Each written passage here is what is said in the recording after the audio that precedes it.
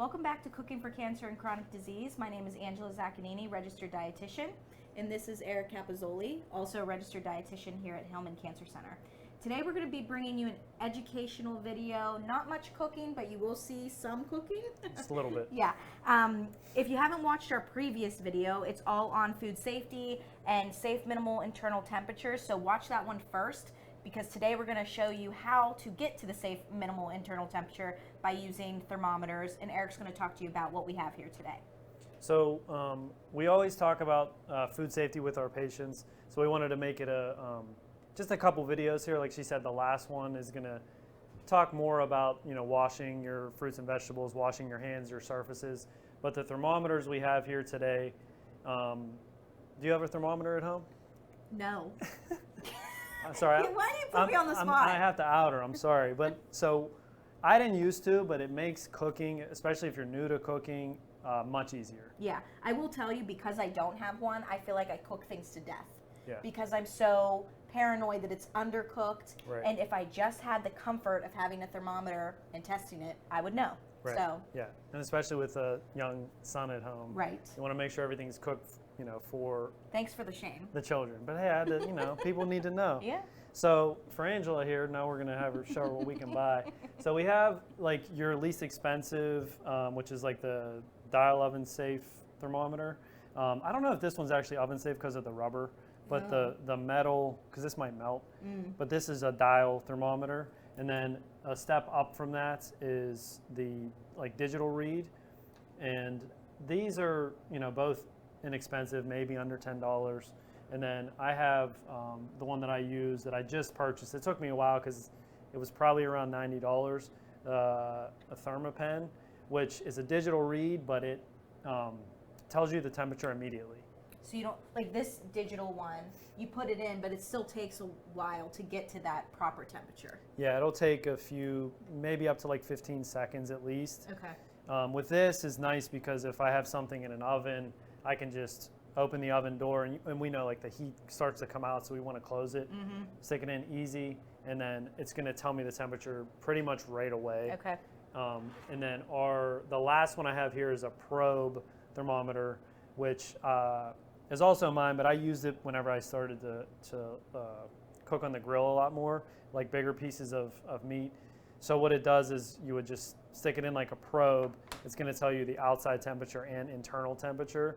And it has like an app to where it can track temperature, because we kind of touched on like we have our food safe temps, but then there's a carryover cooking to where we have, if you let especially meat rest, it's going to continue to cook for 5 to 10 minutes.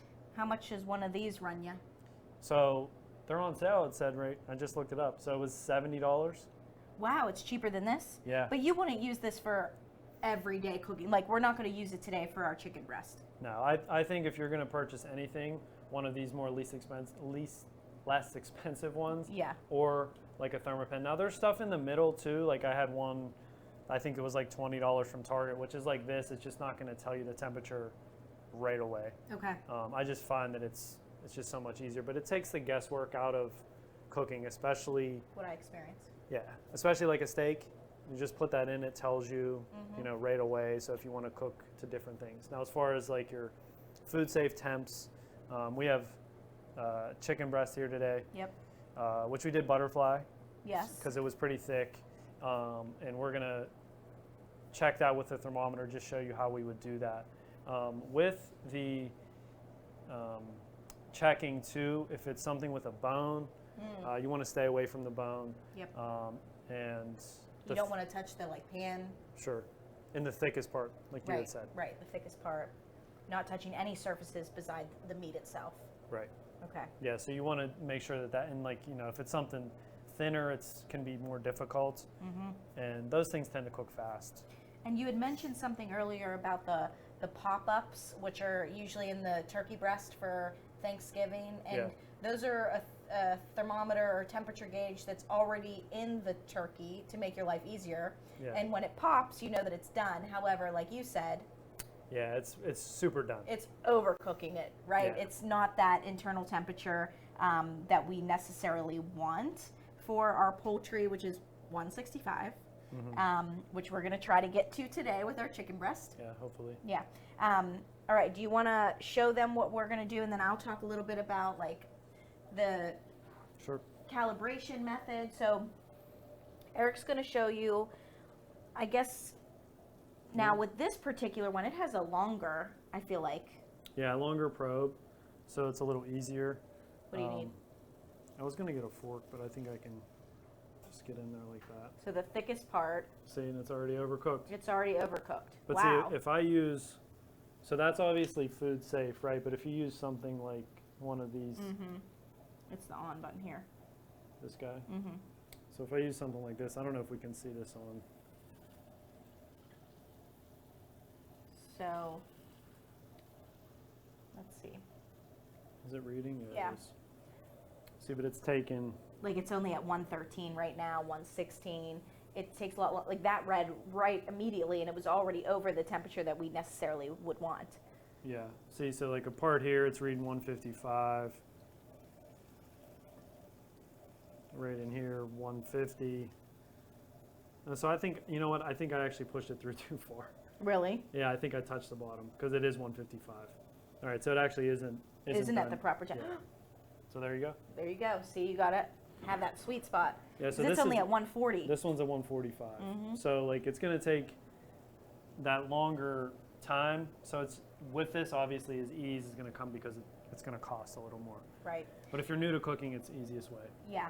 And just to quickly tell you a little bit about, you know, one, keeping your thermometers clean.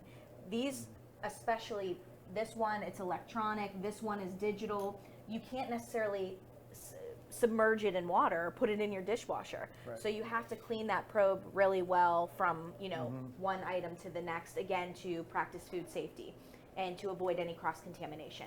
But if you feel like your thermometer isn't working properly, there is ways to calibrate your thermometer. So there's two different methods. One is the ice water method, and then there's one, the boiling water method. So you would just put a cup of water and ice, wait a few minutes till it gets to the proper temperature, then put your thermometer in and hold it like, how far in? Not even an inch. So yeah, if you're this one, you want to get into like here, and some Okay. of them have lines on them. This one doesn't, but it'll have a line to where you need to get. Wait, is that a line or am I making that up? This one has one on here, I think, on the. So you need to get in. I'd probably go in like an inch at least. Okay.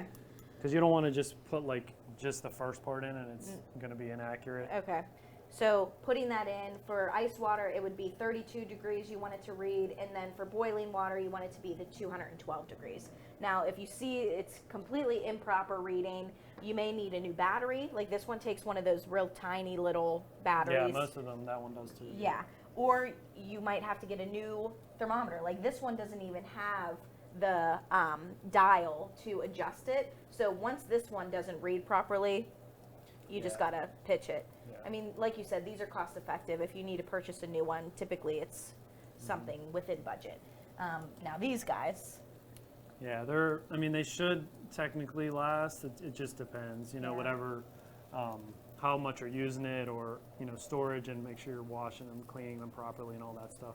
And you have like the oven safe ones, which we don't have with us. They're just no rubber, they're metal. They can withstand like super high temperatures, obviously. like what my mom has, Yeah, something like that. which I feel like is the best thermometer ever, Yeah. but it does take forever to read. So- And you can use something like that in like a turkey instead of those pop. You could rip that pop-up thing out and use that or this. And they also make probe thermometers with Oh, the wire. the wire that has like a reader, which are cheaper. Than the one that has like an app. Yeah. Okay. And I think those ones I even like better sometimes. Okay, let's recheck. Now, we talked about in the last video, of course, the food safety, the core 4 messages, proper food temperatures, and the minimal internal temperatures. So like I said, go check out that video to get all that information. The guides we have linked in the description in the video, so you can use those as references. And we also like to just reinforce that, you know, our high-risk population, food safety is so important across the board, but there's people that are at higher risk for infection. And those being our cancer patients, our immunocompromised patients, Yep. our elderly population in general, our very young, like my son, Make your son. and our pregnant women. So those, and even healthy people that are exposed to high dose toxins. So if we consume a lot of bacteria or toxins, we will get sick too. Sure. Just higher tolerance. Right? Exactly. So food safety is very important. That's why we're trying to really put an emphasis on it with these videos. Where are we at, Eric? 157. Okay. So again, we're gonna do it to 165 because that's our safe. But our carryover temperature, remember, we're gonna get like 5 to 10 degrees, depending on what it is. Now, if you wanted to check carryover, you can obviously take it off, and then you check it. You could leave it in and just let it kind of sit, or just give it like a few minutes, because the juices are gonna kind of redistribute, and the heat will, in essence, do that as well. So like if I were home without my thermometer, I'd be cutting this thing open, destroying it, making sure I'm not seeing any pink, and you know, everyone's like, what? This doesn't look like a chicken breast anymore because I'm constantly digging into it. At least we're safe, right? But it's dry. Yeah, it's dry. And yeah. another way too, we kind of talked about, if like we haven't, this is open. If you use some steam, if you're Put a lid on searing, put it in the oven. You're gonna cook faster. Yeah. So we're just trying to get to our. All right. So can we see that? It's gonna be backwards probably, but So we're at like 165, 164. perfect. Yeah. So it's in the fattest part of the breast. Yep, So again, then we just want to take it off and let it rest, and it's going to continue to cook. you're right. So you're just at that temperature. So I think just to wrap up, if you're able to, I mean, we do have some other, which these are some other examples of just less expensive digital reads. Something like this is going to make your life way easier in the kitchen. And we're going to get Ange one for Christmas. Thank you. That's great. Yeah. you I'd know. be happy with that. Not this, but maybe one of these. I'd want that one. Of course you do. Okay, well, thank you so much for joining us. We'll be giving you some more educational videos, but don't worry, we'll be getting our cooking classes back as well. Yeah, of course. Thank you. See you next time.